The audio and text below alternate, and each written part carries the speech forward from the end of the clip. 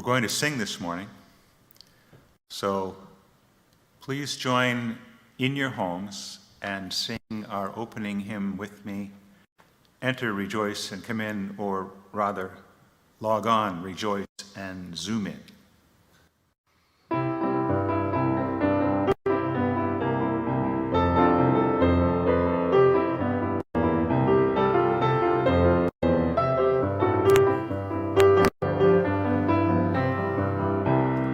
Log on, rejoice, and zoom in. Log on, rejoice, and zoom in. Today will be a joyful day. Log on, rejoice, and zoom in. No need to feel you're alone. No need to feel you're alone. Today will be a joyful day. Log on, rejoice, and zoom in. Open your hearts, everyone. Open your hearts, everyone. Today will be a joyful day. Log on, rejoice, and zoom in.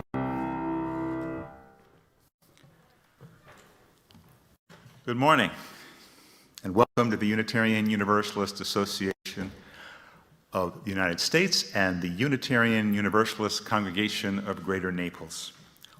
Welcome to our online service. It's great to have you with us. I hope that you are comfortably ensconced in your jammies with a hot cup of coffee or tea in front of your computer screen. I have some announcements to make, and then I will turn the welcome over to our worship associate for the day, Joanne Husky. First, I want to thank so many of you for participating in our annual meeting this past week. It was a resounding success. We made history together. 169 members took part, watching the presentation, asking questions, and voting on the online survey. And we were able to pass a budget and elect new officers and change our bylaws all online. Pretty remarkable. Thank you so much. And thank you to the board and for those especially who made all that possible. I'd like to point out, especially lift up the work of Kathy Gorski in making a lot of that possible. So thank you all, and for all the people who were involved in it.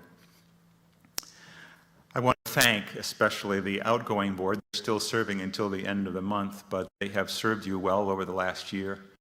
I want to thank Brad Cornell for his leadership as president, Kristen Muschette as vice president, our co-treasurers, Mike Kirko and Susan Music, our treasurer, Chris Cowan, and our at-large members, Kathy Gorski, Bill McCormick, Jim Lancaster, and Jane Ellsworth. All have done a great job in the spirit of mutual cooperation and also of that wonderful struggle that makes these places work well. So thank you very much to those who have served and are stepping off. In the coming weeks, as I said, we'll acknowledge the other elections and give our thanks. This coming week, you have a couple of ways to connect. Specifically on Wednesday night, there's a Wonderful Wednesdays program. I would hope that you will tune in. We've had 2 successful online programs so far. So join us on Wednesday evening at 7 o'clock for Wonderful Wednesdays this week. Information is in the newsletter that went out yesterday. And also on Thursday afternoon, the membership committee has decided that this is a great time to provide the Inquirer series again online. And we start on Thursday afternoon at 1 o'clock with the Q&A with the minister. If you're interested in that, please let the office know, and we'll send you out a specific invitation to join us on Thursday afternoon for the Inquirer series. I want to remind you that we are involved in our annual sort of spring appeal for the weekend meals for kids. We had a presentation last week. In a couple of weeks, we'll have a split the plate offering for weekend meals. And there are a lot of kids out there who are grateful for the work we do. If you want to be active now in donating, then you can go to our website, look at the green navigation bar at the top of the screen, find the Serve Others item, and scroll down to weekend meals. So There is a lot going on here, so the monthly news actually went out yesterday. I hope you'll take a look at it, and we'll be talking a little bit more about some of those things today. But let me introduce now our worship associate for the day, Joanne Husky. Good morning, and welcome to the Unitarian Universalist Congregation of Greater Naples. My name is Joanne Husky, and I am your worship associate today. We are very glad that you joined us for this service. We realize that COVID-19 has taken its toll on all of us. Perhaps even prior to this, you'd already begun to do things that separated us from one another. Maybe you ordered things online rather than going to the store, or you texted your friends rather than visiting them, or maybe you FaceTimed your family. But these times have exacerbated those separations and made us feel what isolation really is, and consequently, how valuable community is. However, during this time, we're seeing very interesting opportunities emerge from people who are isolated.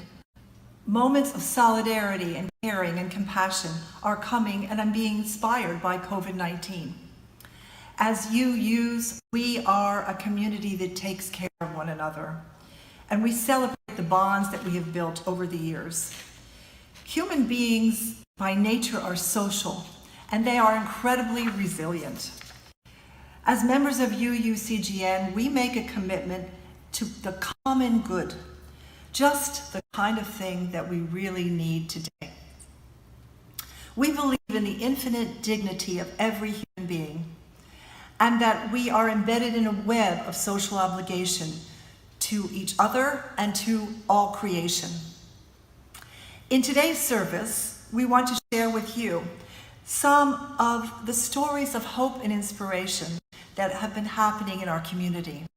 Sprinkled throughout the service, you'll hear short stories that will show you some of the many creative ways that human beings are reacting and responding to this crisis. And now, will you please silence your cell phones and settle in to worship.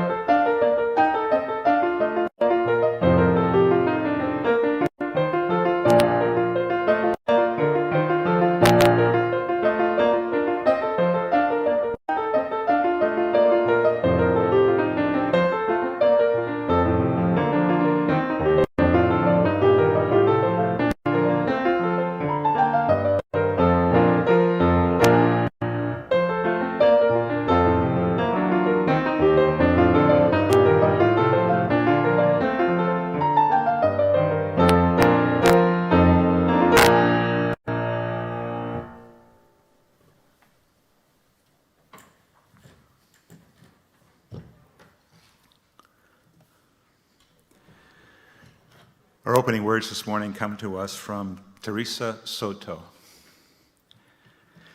In this community, we hold hope close. We don't always know what comes next, but that cannot dissuade us. We don't always know just what to do, but that doesn't mean we're lost in the wilderness. We rely on the certainty beneath, the foundation of our values and ethics. We are the people who return to love like a north star, and to the truth that we are greater together than we are alone. Our hope does not live in some glimmer of an indistinct future. Rather, we know the way to the world of which we dream, and by covenant and the movement forward of one right action and the next, we know that one day we will arrive at home. Please join me in the chalice lighting response on your screen. In the light of truth, the warmth of community, and the fire of commitment we gather this day, may the flame we now kindle be to us a symbol of the unity we seek.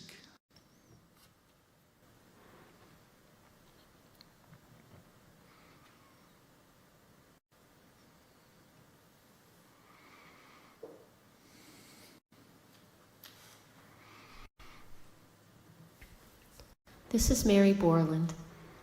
Today, I'd like to share with you Creating Sabbath Space. This is a resource packet for families created by our Soul Matters partners. Over the next few weeks, we can join other Unitarian Universalist families and communities by creating and adding items to a sacred space at home to remind us that we are not alone and to help keep us centered during this time. The Creating Sabbath Space weekly packet provides guidance for adding 1 or 2 new pieces to the home altar, a worship guide developed around those additions, and a couple of after-worship activities to continue your family's Sabbath time of connecting and relaxing together. But this first week, they recommend we start with the basics, the core building blocks of any UU home altar. A family chalice, choosing an altar table or space, a sounding instrument to signal the movement from regular time into sacred time. Now don't worry if you don't have these things handy at home, if you don't have a singing bowl, because they give ideas on how you can find these items in your space. We also today have a really fun video created by my colleague, a religious educator from Fort Myers, Florida, named Jennifer Blosser, and her children. And we used this video with her permission. It's called the Chalice Challenge Video. Enjoy. Hi, I'm a kid from the Unitarian Universalist Church of Fort Myers. This is the at-home chalice challenge! Yeah! Because of the coronavirus, many of us can't go to our churches for worship.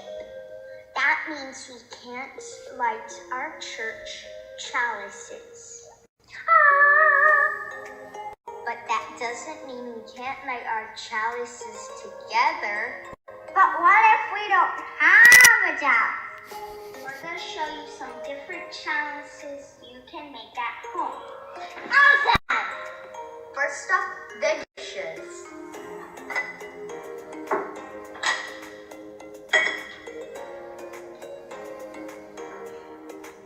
Ta-da! Next, the stuff.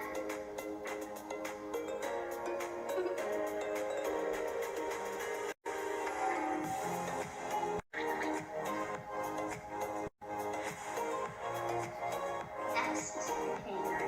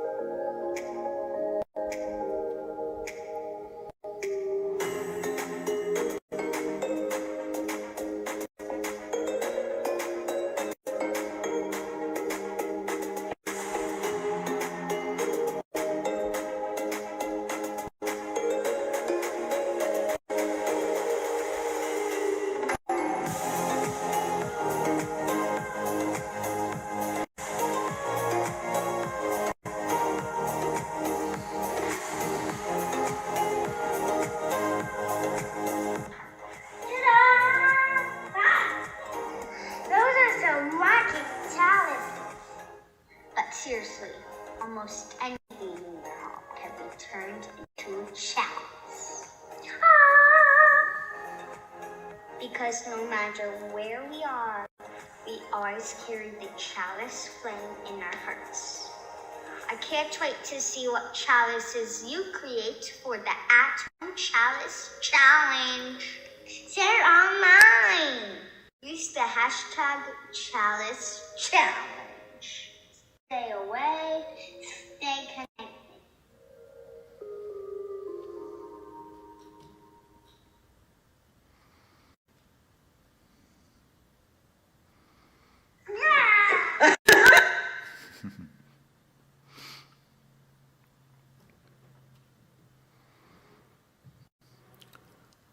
Let's join together in singing Spirit of Life as we bring ourselves into a time of meditation and sharing.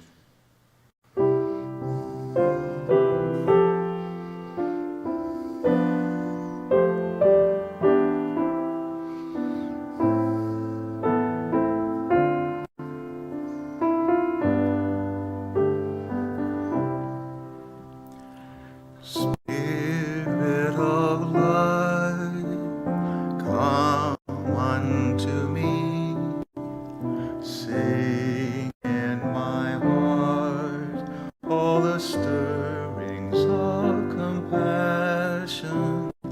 Blow me flowing, rise in the sea, move in the hand, giving life the shape of justice.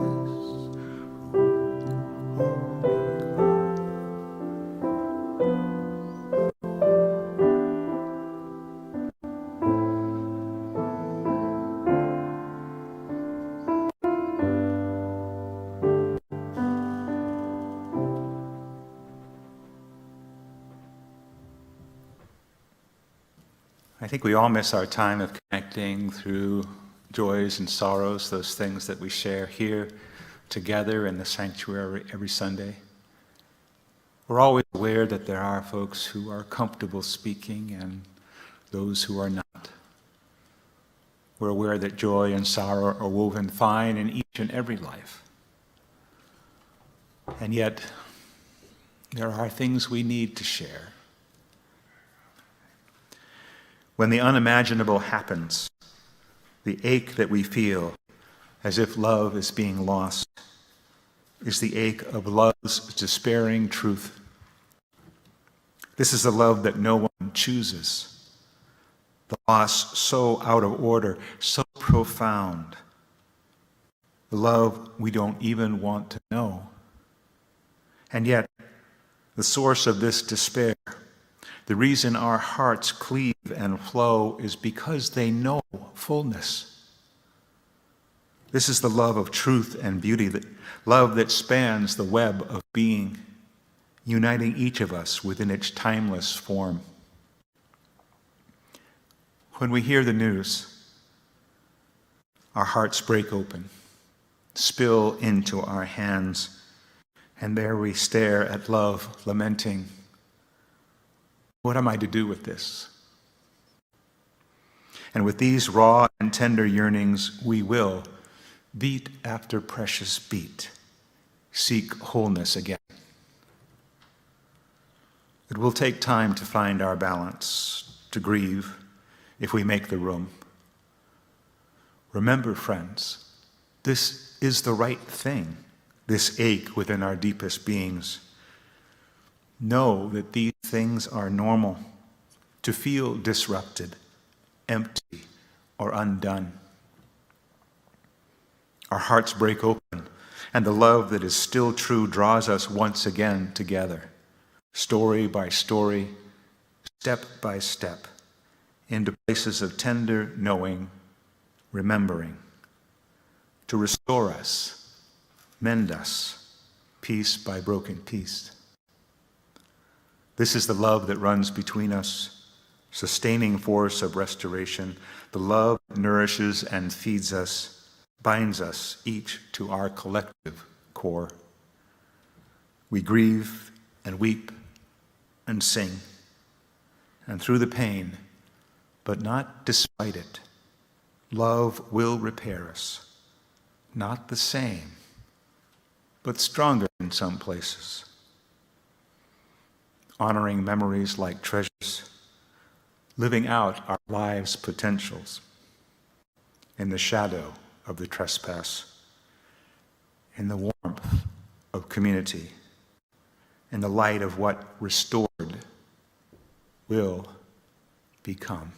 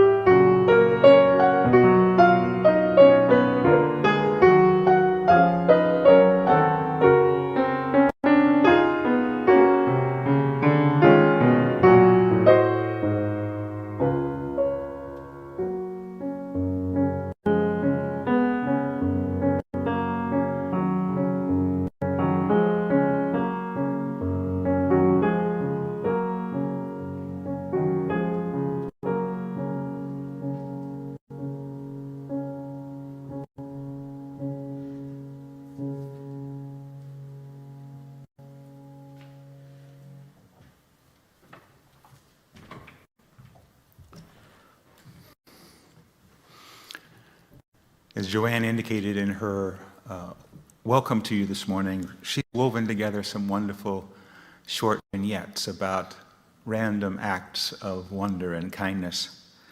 Grateful for her work, and I hope that you do appreciate some of these wonderful little stories.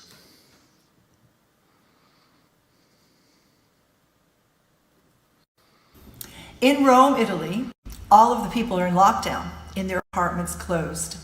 One day, a man stuck his head out of his balcony and started to sing the Ave Maria. Pretty soon, tens, and then after a while, hundreds of people were sticking their heads out of their balconies and singing along in a joyous Ave Maria that resounded throughout Rome.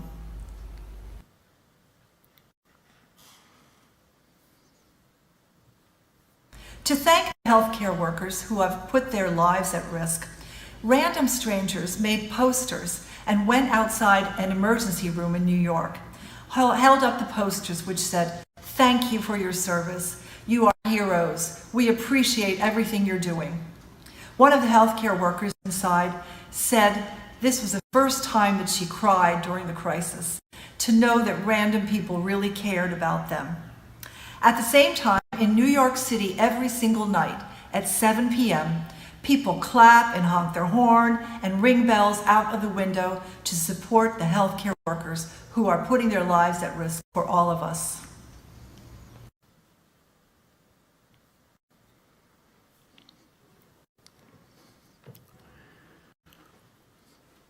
We realize that without these plates going around the sanctuary, it's hard to consider what to do on a Sunday morning in terms of the offering. And yet there are options.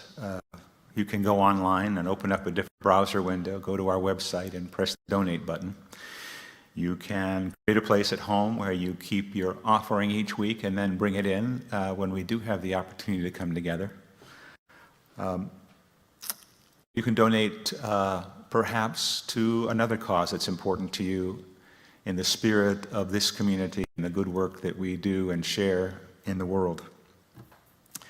I do want to make note briefly that our service streaming went down this morning, and we're not quite exactly sure why.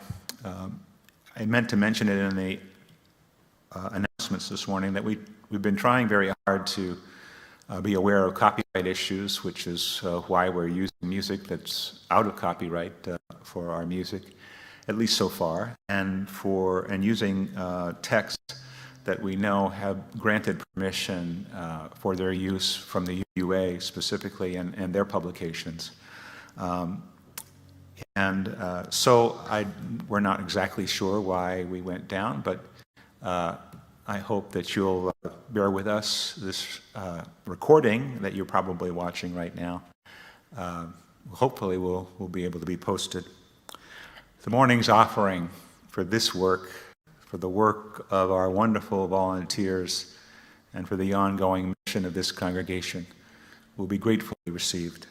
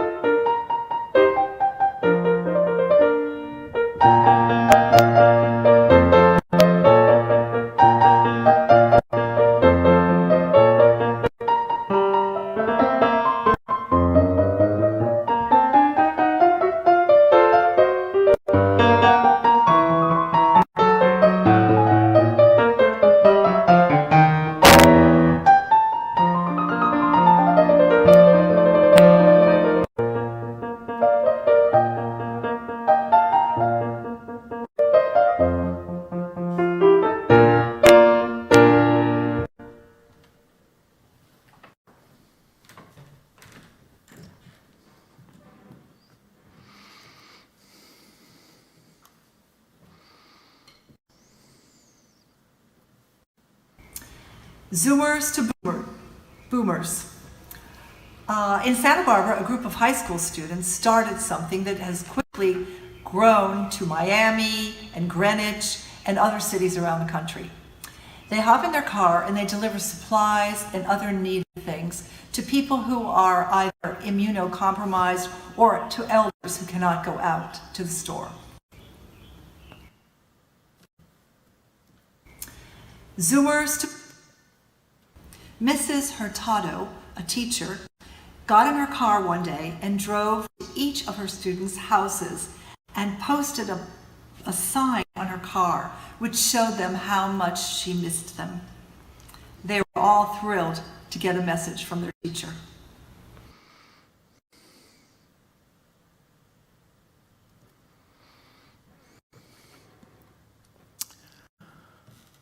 Those of us who represent us in politics are certainly working hard to make sure that resources get where they need to be and working hard doing their jobs. Occasionally, obviously, they too think of kindnesses and think of how they might react on a different plane. Representative Cory Booker, writing late one night, wrote these words: "We can't touch, but we can still reach out. We hunker down, but still we rise up. Our bodies are attacked, but our spirits fight back. The enemy is invisible, but so many of our heroes are now seen. Weeks and weeks of isolation, but still invincible determination. We are distant, but we stand together, and together we shall overcome."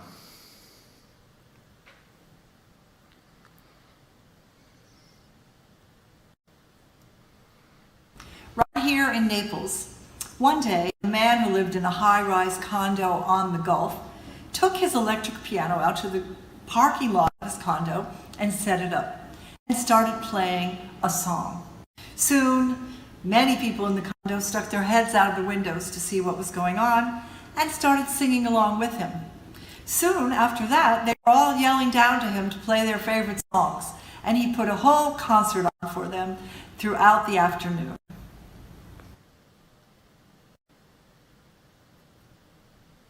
A 7-year-old boy in Ashburn, Virginia, decided to go to various hotels and ask them to donate shower caps so that he could take them to the hospitals for the care workers to cover their hair.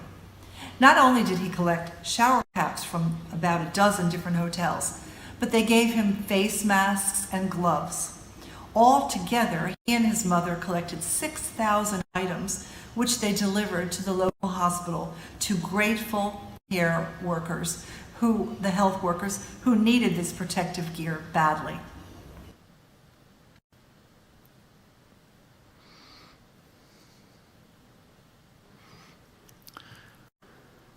Thanks, Joanne, for those vignettes. Our title slide and many of the patterns that you see in the background of today's slide deck have been taken from a photo that our member Donna Carty took of the face masks that she's been sewing over the last week. While there was some initial hesitancy about homemade face masks, face protection, it seems that many of the healthcare institutions around the country are turning to folks who have the ability to provide this service. Donna, who has contact with a number of healthcare providers in the area, has been encouraged by many of them to keep the masks coming. These are not difficult to make, and there are patterns you can follow to create a mask even without a sewing machine. But if you get in touch with Donna, look at the newsletter article yesterday, she'll direct you to where you need to go for instructions. Stephanie Frame, the CEO of Planned Parenthood of Southwest Florida, has let her volunteer corps know that because of shortages, Planned Parenthood is also looking for cloth masks for their patients who come in without any kind of protective gear. In the last day or so, I've learned that A few others of you in the congregation have started making masks as well. So if you're bored and wondering what to do in your isolation, this might be a pretty good option. What to do? What to do? What to do? We are feeling a little bit off balance, a little bit wobbly, as one English writer has said. But I think as we settle into this isolation, knowing it will last quite a bit longer, I think there's three things. Granted, I'm no expert, and I'm feeling a little wobbly myself. But think about these three things, these ABCs of what to do, or perhaps BCA. Breathe, connect, act. As I said, we've been feeling, I think, a bit off balance. Some of us revert back to some old coping mechanisms that we've used in the past. Some of us find ourselves binge watching television shows or eating a lot of ice cream. But some of this isolation has been eye-opening. We recognize that perhaps we've been putting on a mask every day to go out into the world, and somewhat of a relief not to put that on, and perhaps we can start thinking about why we do that. We need to breathe.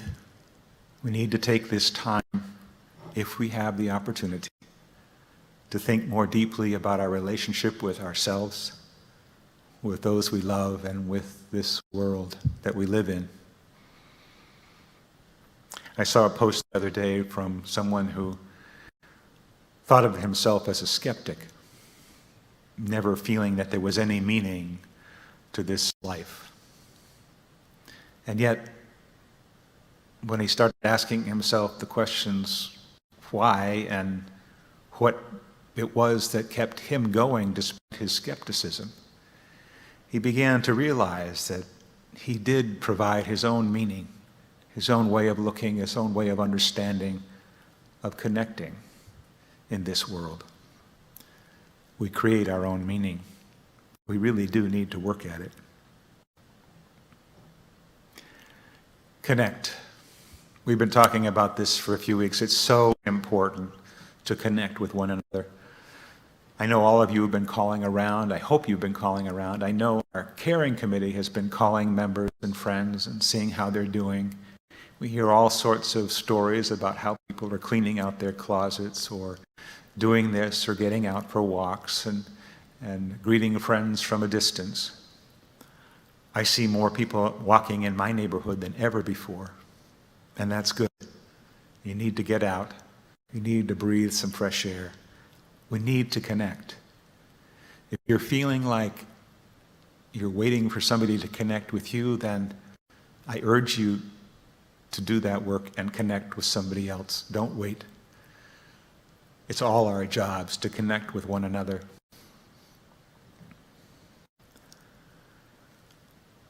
We need to act.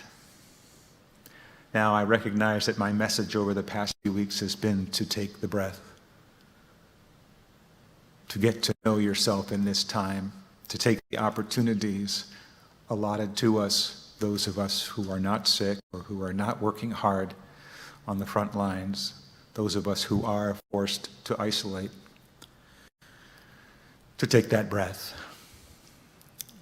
But once we get our balance back, and perhaps in order to get our balance back, we need to begin to act, to be proactive in our lives, to make something happen. We need to bear witness to the tragedies that are going on around us, not by diving into moment-by-moment coverage on the news, but of being reflective of what's happening, being clear about what's happening, understanding what can be learned from this situation. We need to bear witness to those who are struggling, who are serving, to be there for them, to express our support in whatever way we can, whether it's to carry a sign out in front of the hospital, or to write a note, or to call and express words on a hotline. We need to bear witness to the fact that we as a human species have been dancing on the edge for too long. What we're experiencing now is what people have predicted might happen, one thing that might happen in the course of this climate change that we're going through. We need to acknowledge that, and still we need to act. We are isolated, but we have pen and paper and checkbook. We can write letters, we can call, we can write checks to those places we know do good work in working to sustain a reasonable way of life, a way of life that will allow our children and our children's children and their children to live in a just and verdant world. We need to take those steps that Teresa Soto talked about in her opening words, practicing one step at a time, random acts of kindness and connection. Now, I don't expect any octogenarians or nonagenarians to go out and create chalk drawings on sidewalks saying hello to their neighbors, as one teacher here in Naples did. But octo and nonagenarians have a lot of experience to impart. You've been through a lot. You've been through quite a bit in your life, and you've seen things come and go, and you know that things will pass and things will change. You can share that wisdom, that calm, that understanding with your family and friends. So, this time that stretches out before us, find time to breathe, find time to connect, find time to act, find that balance, perhaps that balance that you haven't had in your life for some time, and establish that rhythm that maybe you can continue after this has passed. For most of us, perhaps all, this is a unique situation. So much is going on, so much is threatening, it's easy to stay off balance. But do, breathe, connect, act. Find joy in each day if you can. Find sorrow where it exists, and pay attention.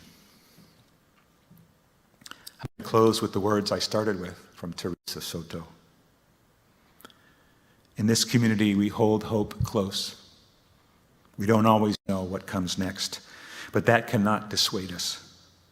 We don't always know just what to do, but that will not mean that we are lost in the wilderness. We rely on the certainty beneath, the foundation of our values and ethics. We are the people who return to love like a North Star, and to the truth that we are greater together than we are apart. Our hope does not live in some glimmer of an indistinct future. Rather, we know the way to the world of which we dream, and by covenant and the movement forward of one right action and the next, we know that one day we will arrive home.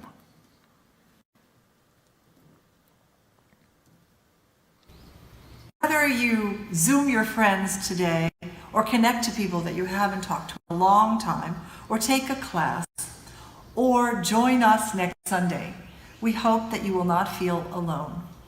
Thank you for being with us today. Remember that through love and connecting to each other and keeping our distance, we can beat this. Blessings on you all.